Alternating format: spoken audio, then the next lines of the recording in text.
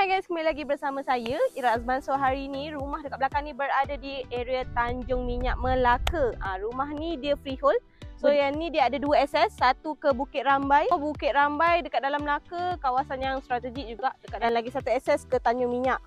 Dia berdekatan dengan balai polis, berdekatan dengan sekolah, balai raya, Speedmart semua dekat. Perindustrian pun dekat. So pada sesiapa yang berminat ataupun cari kriteria yang sama dengan rumah dekat belakang ni, 4 bilik air, korang boleh tengok video ni sampai habis. Bye guys.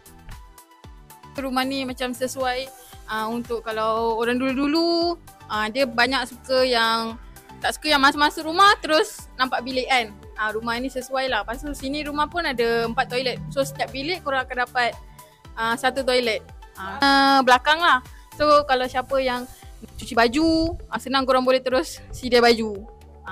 Tak ada dari macam basuh dari dalam rumah nak kena bawa keluar. Ni dah terus kat luar. Lepas tu macam dia punya dekat bilik master bedroom pun korang boleh tarik ke depan lagi lah.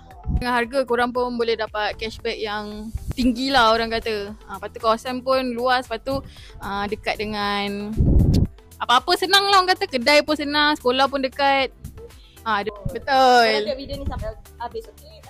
Lagi satu rumah ni saya lupa nak cakap, dia tak perlu keluar down payment dan korang ada extra money pocket kat dalam tangan.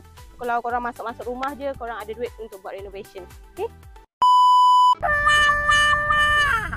Macam ni lah masa aku bila aku cakap yang kawasan belakang dia tu aku suka. Sebab aku suka kawasan yang kita nak sidai tak perlu sampai nak sidai depan rumah. Nanti orang nampak. Spender kat rumah. Betul. Kalau sebenarnya takut kena curi.